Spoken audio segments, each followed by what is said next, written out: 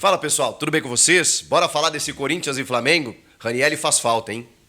O Antônio Oliveira erra na escalação e o Flamengo se recupera mandando no jogo no Maracanã. Esse menino Lohan, hein, simplesmente acabou com a partida. Chega mais, eu sou o Chico Garcia, inscreva-se no canal e vamos juntos. Já se inscreveu no canal? Só o que eu peço pra você. Pra você se inscrever, tem conteúdos diários aqui. A gente tá querendo bater a meta de 1 milhão de inscritos, falta muito pouco e eu conto muito com a sua ajuda, beleza?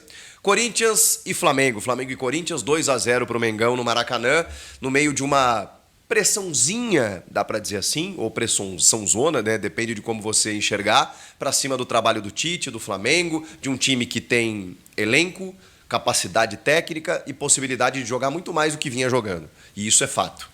O Flamengo, a gente sabe, fez um ótimo Carioca, um primeiro início de temporada, né, vamos dizer assim, muito positivo, mas aí quando começam os enfrentamentos, o Flamengo começou a enfrentar dificuldades que a gente não imaginava.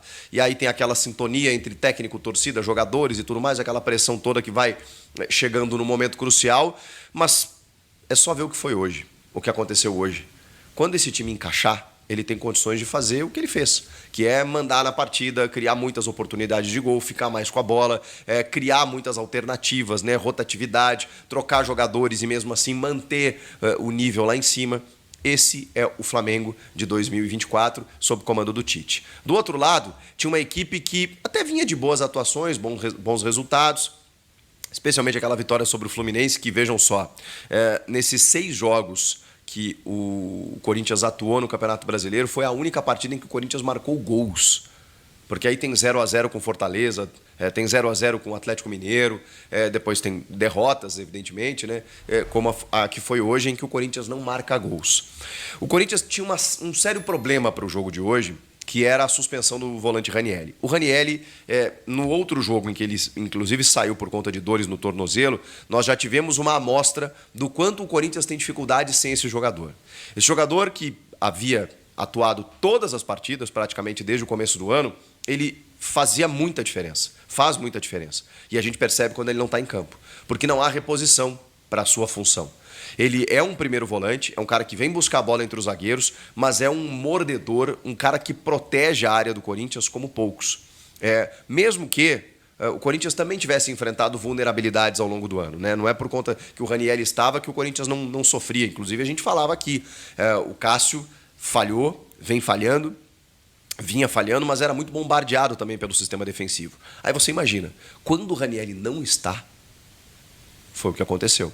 Aí você coloca duas coisas, né? Você não ter a proteção adequada por conta do seu técnico e da carência de elenco que ele tem para não conseguir fazer essa reposição, e do outro lado um Flamengo que sabe aproveitar muito isso e que teve no Tite a inteligência de colocar o Lohan para substituir o Arrascaeta, o De La Cruz como um segundo homem vindo de trás enxergando o jogo e o Gerson um pouco caindo pelo lado direito, onde ele corta para dentro, tem a perna esquerda, constrói o jogo e ainda se torna um homem ofensivo com muita qualidade técnica. Cebolinha caindo pelo lado esquerdo, o Pedro centralizado e o Flamengo dominou um meio de campo onde o Corinthians inexistiu.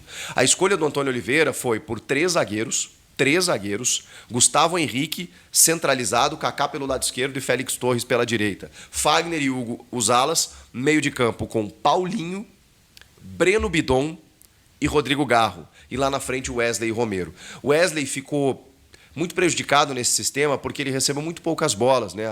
A não ser no finalzinho do primeiro tempo, quando ele conseguiu fazer alguma coisa. O Romero correu para lá e correu para cá, e como o Corinthians não tinha a bola e não tinha escape, ele pouco participou do jogo. O Breno Bidon era um jogador que até tentava fazer essa correria ali no meio, só que aí, dominado completamente, um setor dominado por jogadores desse nível que eu falei para você. Com o De La Cruz, com o Lohan, com o Gerson, fica mais complicado, né? E o Paulinho, que não consegue mais fazer essa primeira função, ainda mais contra uma superioridade numérica, mesmo que ele tenha qualidade na saída de bola, complica muito a vida do Corinthians. O curioso foi o seguinte, nos primeiros 4 minutos, parecia que o Corinthians ia tirar o Flamengo da zona de conforto, ia pressionar a saída de bola, ia gerar situações de gol, o Paulinho dá uma cabeçada que o Rossi defende ali nos primeiros minutos de jogo, e aí eu pensei, bom, a postura do Corinthians está sendo de agredir o Flamengo, não deixar o Flamengo sair, daqui a pouco força um erro numa saída de bola, descola um gol e tudo mais. Durou 4 minutos. Porque aí o Flamengo começou a pegar as rédeas da partida, e aí, meus amigos, só deu Flamengo. Mas, assim, só deu o Flamengo com muita liberdade vindo de trás pelo meio campo, especialmente no talento do Lohan. Muita liberdade para o Cebolinha, que pegava a bola do lado esquerdo. Quando ele passava pelo Fagner, acabou. Não tinha mais ninguém, porque o Félix Torres ficava batendo cabeça, o Kaká não estava numa tarde muito inspirada, e aí o Cebolinha obriga o Carlos Miguel a fazer pelo menos 2 grandes defesas. Depois ele faz mais uma defesa num lance de ataque, e aí até que o Lohan encontra num espaço absurdo, mesmo com 3 zagueiros, o Lohan encontra um passe absurdo para o Pedro, que dá um corte no Félix Torres, nível Wesley no Felipe Melo, né? Deixou o Félix Torres dando um carrinho lá fora do Maracanã. E aí ele até chuta fraco, ele tá com o pé colado na bola, o Carlos Miguel tenta a defesa e não consegue. Ele falhou no gol, é verdade, mas como que a gente vai cobrar do Carlos Miguel, né?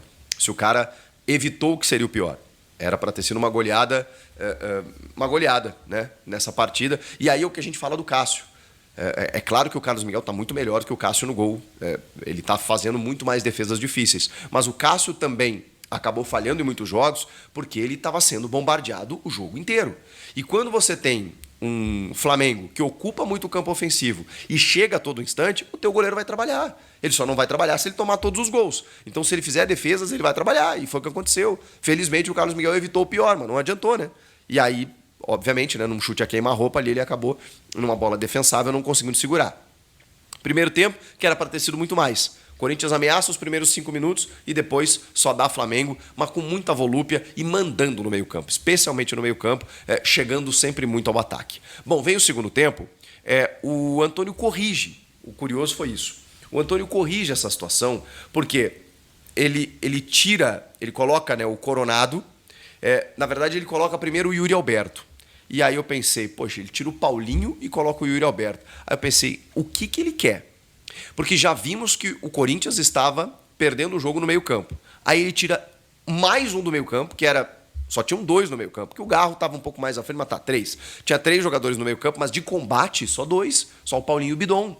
Aí ele tira mais um jogador de combate, mantém 3 zagueiros e bota mais um atacante. O que vai acontecer? O Corinthians melhorou. Melhorou porque ele avança um pouco o Gustavo Henrique, transformando o Gustavo Henrique praticamente num líbero no primeiro volante, cola um pouco mais no Breno Bidon. O Corinthians começa a circular um pouco mais a bola. O Flamengo também dá uma baixada no ritmo que teve no primeiro tempo, só que aí vem o erro individual do Kaká, que perde a bola, o Gerson arranca, né? O Lohan dá pro Gerson, o Gerson arranca, ele dá pro Lohan, o Lohan na frente do Carlos Miguel. Que jogador, hein, esse menino? Que jogador. A gente fala muito de Estevão, Hendrick, que jogador. Maduro, adulto, jogando, adulto. Um jogo difícil, numa pressão sobre o time, sobre o técnico, no Maracanã, mais de 50 mil pessoas, e ele carteando ao lado de um De La Cruz, no lugar de um Arrascaeta. 17 anos. Impressionante. Impressionante como esses clubes, Flamengo e Palmeiras, eles têm poder de fogo, eles conseguem contratar grandes jogadores e eles ainda têm revelações. Eles ainda conseguem revelar grandes joias para o futebol brasileiro. Até o Vinícius Júnior elogiou o Lohan pela atuação de hoje. E não tem como ser diferente. Ele simplesmente mandou no jogo. Ele deu assistência para o Pedro, e foi a assistência, né? Ocupando o espaço vazio, e depois acabou fazendo o gol, batendo o Carlos Miguel. A diferença é muito grande. Mesmo com os momentos, né? O momento do Flamengo não era tão bom, a diferença entre os dois clubes, as duas equipes nesse momento, é muito grande. Olá, torcedores flamenguistas. Hoje vamos explorar uma curiosidade por trás das comemorações do jovem talento Lohan, do Flamengo, e entender por que ele é carinhosamente chamado de Rugal. Recentemente, Lohan protagonizou mais uma de suas celebradas comemorações após marcar um gol crucial na vitória do Flamengo sobre o Corinthians. Vamos desvendar o significado por trás desse gesto peculiar.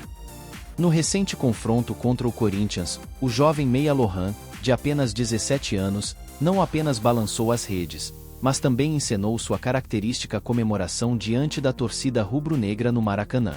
Seu gesto, levantando a mão esquerda, tem uma explicação peculiar. É inspirado no personagem de fliperama Rugal Bernstein, do famoso game The King of Fighters. Vamos mergulhar nessa história e descobrir como essa conexão surgiu. A peculiaridade por trás da comemoração de Lohan não é apenas uma questão de estilo, mas também reflete sua personalidade dentro de campo. A alcunha Rugal, carinhosamente atribuída a ele pelos companheiros da base do Flamengo, remete à característica apelativa do personagem do jogo. Vamos agora explorar mais a fundo essa relação entre o jogador e seu apelido inspirado no mundo dos videogames. Com isso, entendemos melhor o significado por trás da comemoração de Lohan e a origem de seu apelido Rugal. Sua identificação com o personagem de fliperama reflete não apenas sua habilidade em campo, mas também sua personalidade marcante. Continuem acompanhando para mais curiosidades e notícias sobre o universo do Flamengo. Até a próxima, Nação Rubro-Negra.